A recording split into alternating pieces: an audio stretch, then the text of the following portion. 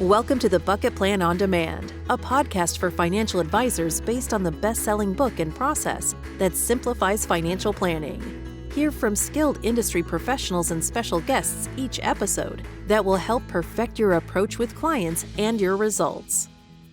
Hello, everyone, and welcome to the Bucket Plan on Demand. I'm your host, Dave Alison, and we have a great episode in store for you today. We have Dr. Daniel Crosby joining us. Dr. Crosby is the Chief Behavioral Officer of Orion, and I had the fortunate opportunity to get to hear Dr. Crosby speak at the annual Ascent Conference, and he did a presentation called The Mind and the Market, and I thought it was just so relevant to how we think about our job as advisors, how we're helping them navigate, obviously, all the volatility in the market, managing and maximizing their investments, but also the behavioral aspects of everything. At the end of the day, the bucket plan itself, our process that we run with clients, all built around the book, is so much of a behavioral process, right? To keep clients in their seats and to help them put emotions aside. Daniel, again, thanks for jumping on and joining us today. Yeah, Dave, my pleasure. Could you, maybe for all of our listeners who haven't had the opportunity to see you speak or read one of your books, could you share just a little bit about your background? Yeah, I'm very happy to. So I am a clinical psychologist by education. So I went to school with a very different career in mind. My aspiration at the time was to be a therapist. And I found out about 3 years into my doctoral program that I didn't like it very much. And so one of the biggest problems was I was just taking work home with me. It was very stressful. It was very intense. And I think same way that being an advisor can be intense. And I didn't have great boundaries. I was very young and it was just stressing me out. And so I came to my father, who is himself a financial advisor. And I said, look, Dad, I love learning about why people do the things that they do. I love studying about human behavior. But I said, I don't want to do it in a medical context. And he said, you should look into my line of work because there's a ton of psychology in my work. And at this point, I'm like 23 years old. And I had always envisioned my dad as being a salesperson / numbers guy / stock picker. And I had never realized that there was any psychology to his work. But this simple comment on my dad's part sent me down a path. And my dad didn't have the language to say, hey, you should look into behavioral finance. My dad did not know what that was at the time. But this process, this sort of question he raised, sent me down a path that's landed me where I am today. And I've made it my professional goal to be a translator between the ivory tower and boots on the ground financial advisors like my dad, who aren't privy perhaps to all the great research and all the great knowledge and need it translated in a way that's a little bit applicable and utilitarian. What year would you say that was when you started making that transition and talking to your dad about a potential career change? So let's see. I started, like 2006. Okay. Yeah, 2006. I was going to guess because I actually graduated college in 2006 with a degree in finance. And I remember my senior year, out of all the academic coursework, I think there was like 7 pages dedicated to behavioral finance back then. It was like around things like anchoring in a stock position and very small segment. And it's quite interesting how this whole side of behavioral finance has just blown up because at the end of the day, I mean, I look at all of our advisors, I would actually argue more of them play the psychologist role than the stock picker role these days because we're leveraging institutional asset managers, third-party managers to manage the majority of the money. So much of us bring our value as that behavioral coach for the client at the end of the day. Yeah, I started looking into this in 2006. I got my Ph.D. in like 2007, 2008, and really got into behavioral finance in a big way a couple years later. And when I was starting out, I started out on my own as this small consultancy. And I would go to big firms and say, hey, let me help you. And this is rooted in this thing called behavioral economics. And people would be like, this is not a thing. Like, this is, we don't know what you're talking about. This is not a thing that we've ever heard of. And we don't believe it was like a unicorn. And then now we fast forward to today, and you talked about the Ascent conference. There was a degree of enthusiasm and acceptance for this work at that conference and subsequent conferences I've been at that is I've just never seen before. So we've been trending in this direction that whole time, but I really do feel like we're hitting a sort of a critical mass right now. Absolutely. And we're seeing a lot more adoption from advisors, and consumers are really, I think, finding more value. At the end of the day, we all know and we hear investments and performance and rate of return continues to get more and more commoditized. And I think advisors are finding this as being a big differentiator. And as we all know, the behavior of our clients can mean the world of difference when it comes to the success and the outcomes that they have financially. Yeah, absolutely. A couple of things that I want to talk about in here is we've really built and positioned ourselves in the industry with our approach, which we call the bucket plan. Of course, the bucket planning has been around, or bucket planning in general has been around for longer than I have, but we've built a process around helping clients really understand and time segment their money. 3 simple buckets: a now bucket, a student bucket, and a later bucket.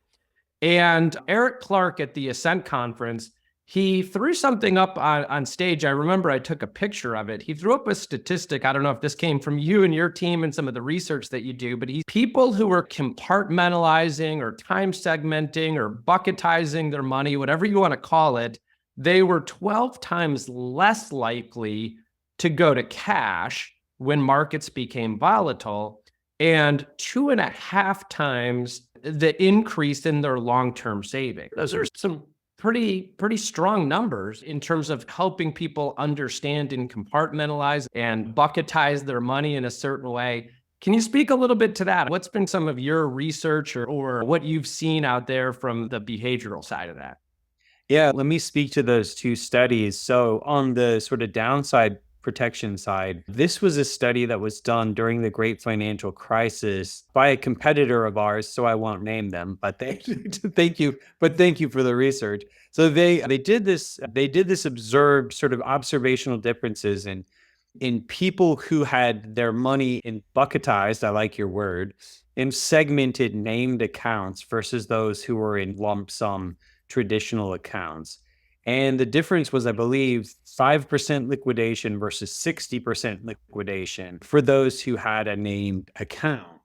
And what's incredible is it's just so simple. But what happens is when that account is not named and it's not segmented by time or some other distinction, it just becomes amorphous to us. It becomes unreal. And it lacks, the psychological term for this is salience. It lacks vividness or realness. And that's a whole nother conversation we could have. The increased savings piece that he's talking about, I believe, is from a Canadian research that looked at showing people a picture of their children before they were able to make a decision about their money. So they compared 2 groups of people, one in just a control group, no, just normal bank account.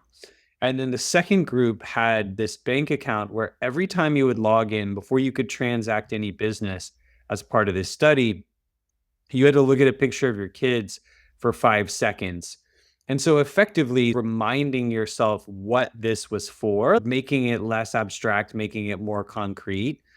And what they found is that people who looked at a picture of their kids for 5 seconds before making a financial decision were more than twice as likely to save for retirement.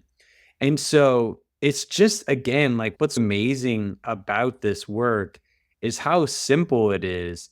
But again, it comes back to that salience thing, right? We can get so mired in the here and now.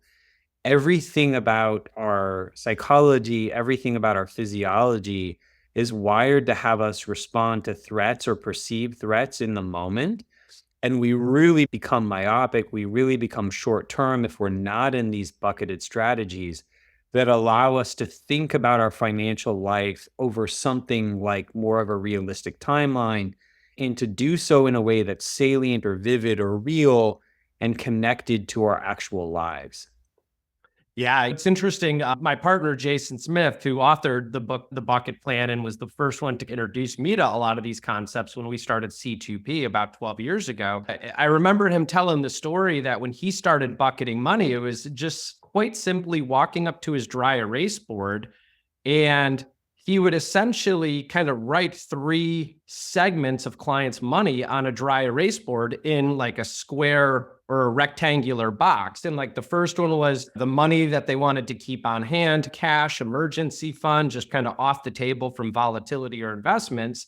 The middle one was the money that maybe they wanted to have more conservatively invested. Maybe it was to drive income in the first phase of their retirement. And then the third one was the one where they were willing to have a long-term commitment and focus to be able to allocate that money more towards investments that could drive higher expected return. And I remember him sharing the story one day, he'd kind of subtotal up the numbers at the top of each of those rectangles, and then he would just circle it. And one of his clients sat at the desk and goes, wow, that kind of just looks like three simple buckets of money.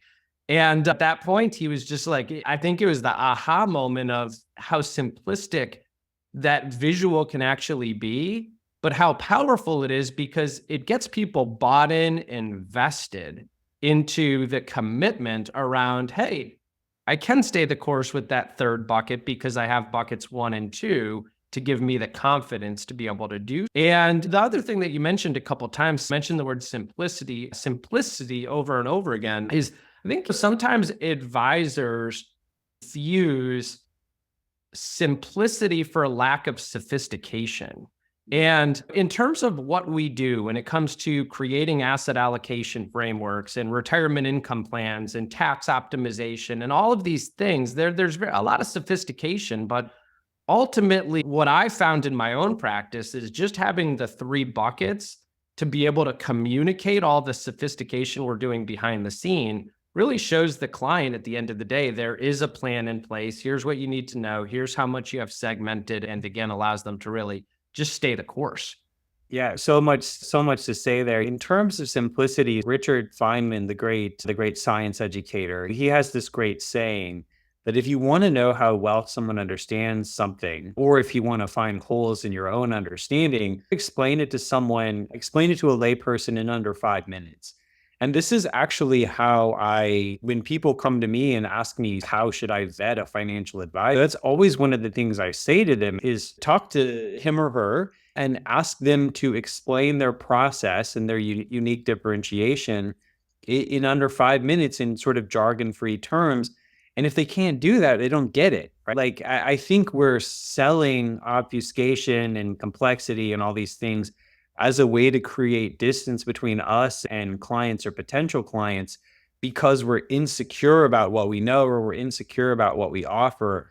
But for people who have a great offering, simplicity is the ultimate sophistication. And in terms of your previous point about him stumbling onto this, there's something that I think we need to keep in mind. There's something in martial arts known as the circular theory of self-defense.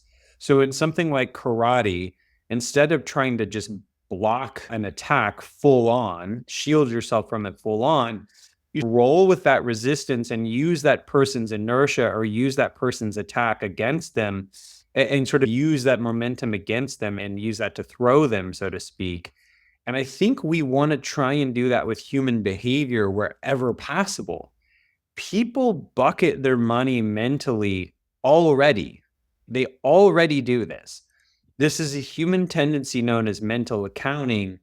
And so we already are doing this. It's not a question of whether or not people are going to bucket their money. They are, right? This is just a very human tendency. The only question is, are we going to bucket this money in a smart way or in a haphazard way? And so anytime there's a human behavior that we're aware of that can be used to our advantage, we should harness that and use it in a sophisticated, intelligent way instead of letting it just happen haphazardly, which is, what you all are doing there. You're taking this natural tendency to bucket and you're doing it in an intelligent way. Yeah, I never thought about that, but I love that concept, especially when you're having some of those introductory conversations with a potential client, is starting to ask good questions about what their experience might be with mental accounting, because they might already have somewhat of a system for it, but I kind of love the approach of their system might be very haphazard, right? They don't have a lot of structure and rationale for why they do the things they do, other than it just makes them feel good. Yeah. So that's awesome. A couple more things I just want to touch on during our time together. I loved when you guys on stage were talking about what economists call volatility, psychologists would call uncertainty. And there's nothing people hate worse than not knowing. That statement was just such kind of an eye opener that so many times if you think about the spectrum of your conversation, the mind and the market, we're kind of numb to what goes on in the market. We know it goes up, it goes down. We know long-term returns are great. That kind of concept of what economists, or what we would call volatility, psychologists call uncertainty. Can you speak to that a little bit and how we might be able to have more meaningful or empathetic conversations with clients, more from a psychologist viewpoint than an economist viewpoint? Yeah. One of the things that we have to understand about humankind is that we are wired to be cognitive misers, right? We're wired to think as little as possible. So your brain accounts for 2 to 3% of your body weight, but it takes up like 20 to 25% of the calories that you expend every day. And so your body and your brain are always looking for ways to think less and be less calorically expensive.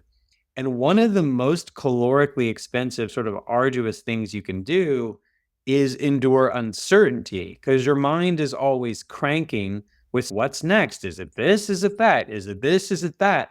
And so it's this really emotionally upsetting experience that is also theologically tough for us.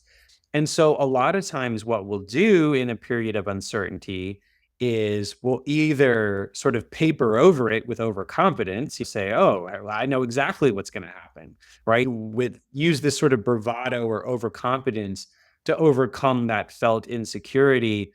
The other thing that we tend to do is just assume the worst, right? I don't know what's going to happen, so I'm just going to assume it's horrific. And then if I imagine this worst case, then I'm prepared for the worst, and it can't be worse than that. But of course, both approaches have obvious drawbacks for clients. You don't want a client who's imagining the worst and is fearful and down in the dumps, and you don't want a client who's artificially overconfident. And in that talk, I cited research that I thought was really cool that I've been drawing on a lot lately. And it was research coming out of World War II, and they looked at ulcers in different parts of England. Now, the city of London during World War II was getting bombed nightly, right? So London was just absolutely wrecked by nightly bombings. But in the exurbs and out in the country, the bombings were far more sporadic, right? It's every 10 days, every 2 weeks. And so they endured far less shelling from the Germans. But when they looked at the health outcomes, they found that the people in the cities had better health outcomes, fewer ulcers, than people in the country, because there was something so unnerving about not knowing, right? If you're in London, it sucked, but it was what it was, right? You knew it was coming. You knew what to prepare for. If you're out in the exurbs or out in the country, you just don't know. So you're always looking around corners. You're always biting your nails.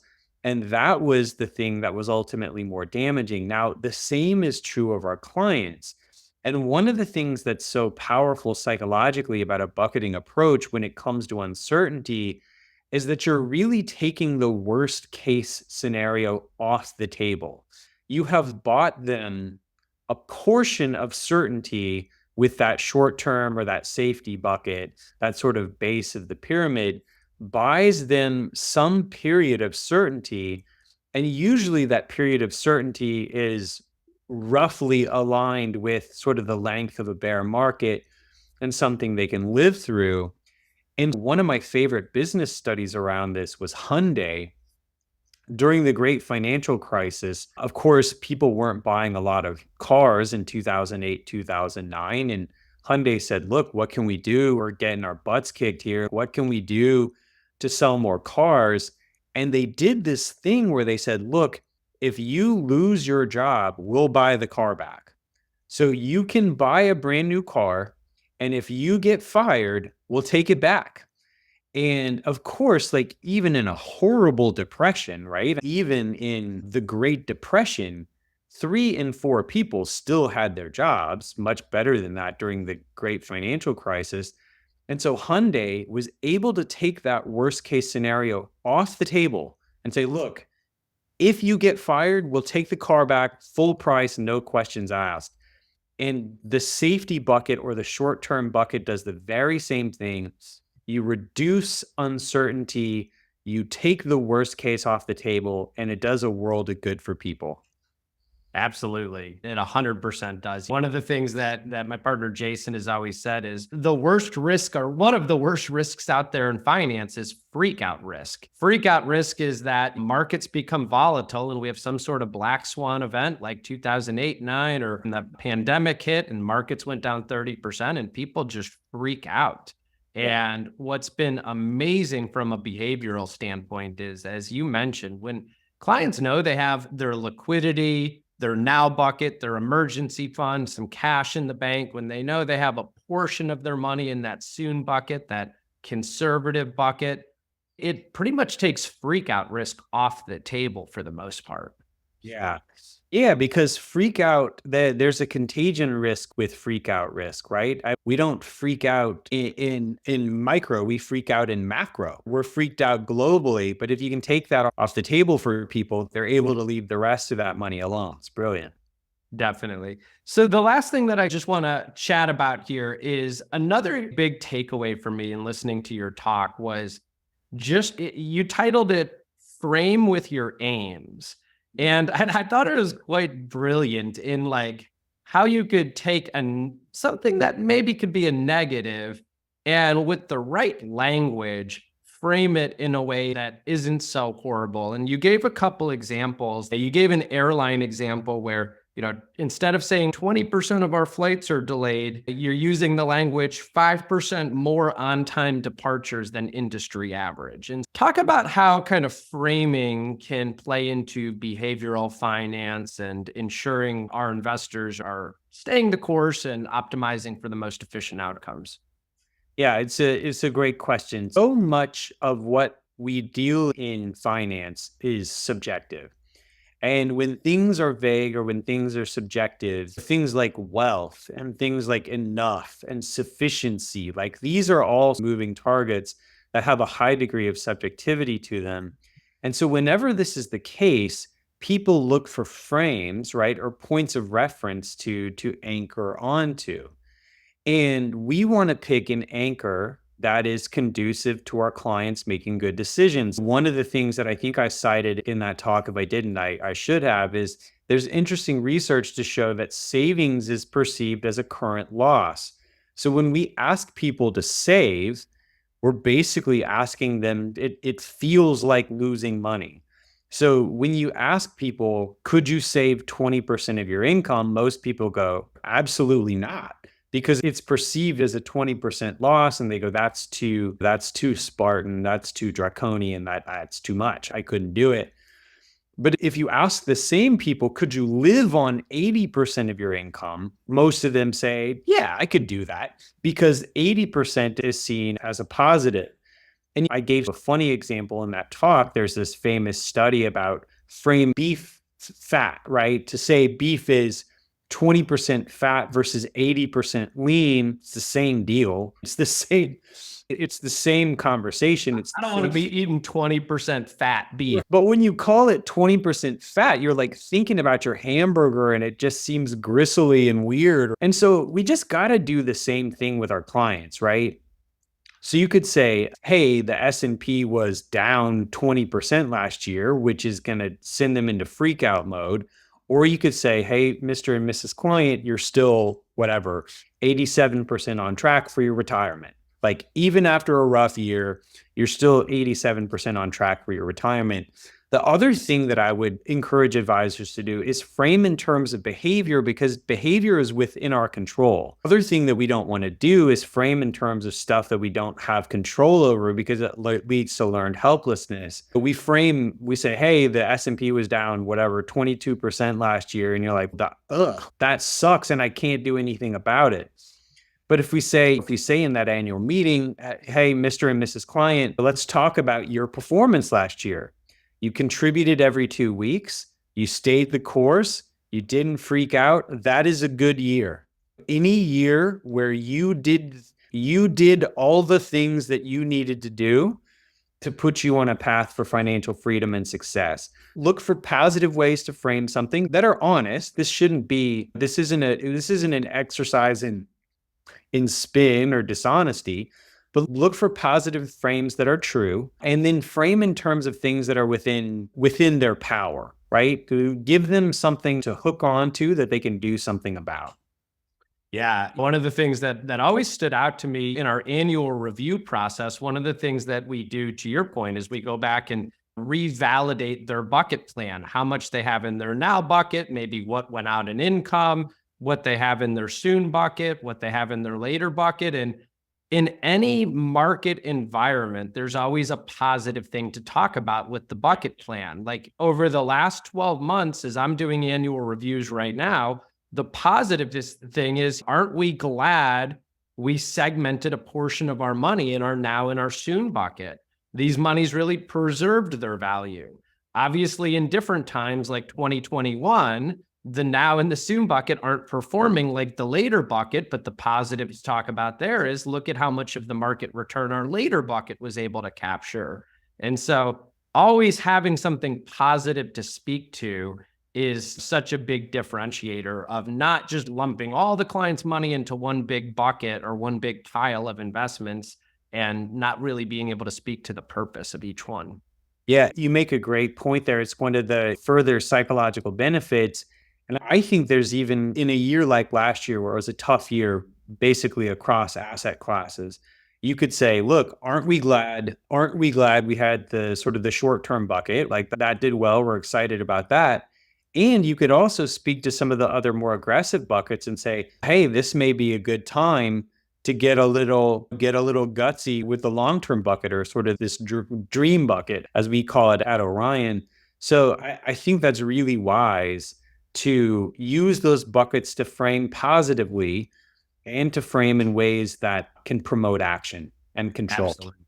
For clients that have the ability to, we're rebalancing some money from that soon bucket to the later bucket to take advantage of buying at discounted valuations now. Or again, the same thing goes to be said in 2021. We were talking about taking some gains out of the later bucket and reallocating to the soon bucket because of the frothy valuations that were out there. And so just having that conversation in that framework. Dr. Crosby, this has been awesome. I know one of the things that you're doing at Orion, we really value the relationship with Orion, and you're over there and essentially creating some really cool tools for advisors like ourselves to be able to help communicate some of the behavioral concepts and components. And so I know at Prosperity Capital Advisors and at C2P, we're excited to be able to tap into some of the things. We're right now engaging with the planning software that you guys have, because that kind of, as you mentioned earlier, can help visualize and bucketize some of the money. I know you guys are doing a lot of work in terms of risk tolerance, and I appreciate all your effort going into just continuing to build really cool tools for us to be able to use with our clients to help educate and keep them invested in a way that's going to produce better outcomes to them long term. Yeah, it's fun for me, and it's great when I meet people like you and your crew who get it, and I think who have been doing the right thing rather intuitively for some time, and we can maybe give some philosophical and scientific backing to help folks like you take it to even the next level. So it's a great partnership. Awesome. 2 quick things. Your latest book that's out there, what's the name of it if people want to go grab it and be able to learn a little bit more about what you're doing? Yeah, the 2 I'd recommend are The Laws of Wealth and The Behavioral Investor. Yeah, The Laws of Wealth and The Behavioral Investor are the place to start. Laws of Wealth is maybe better for client-facing stuff, and Behavioral Investor for industry-facing. Awesome. And you have your own podcast, Standard Deviation, right? So people can go check that out pretty much on any major podcast medium out there. Yeah, Standard Deviation's always happy for new listeners and good ratings. So go check it out. Awesome. Thanks so much for your time today. And thanks everybody for listening. Thanks for tuning in to the Bucket Plan on Demand, brought to you by C2P, an organization whose purpose is to educate, train, grow, and support holistic financial advisors so families can achieve true prosperity. Subscribe today for the latest episodes and insights. Visit c2penterprises.com to learn how we can help support and enhance your advisory business. At the time of delivery and any subsequent publishing, information was deemed reliable, but is subject to change by the time of listening or viewing. The contents of this piece include options and projections of C2P, are subject to change, and are for informational purposes only. The information provided in this presentation is not intended to be individual investment, tax, or legal advice.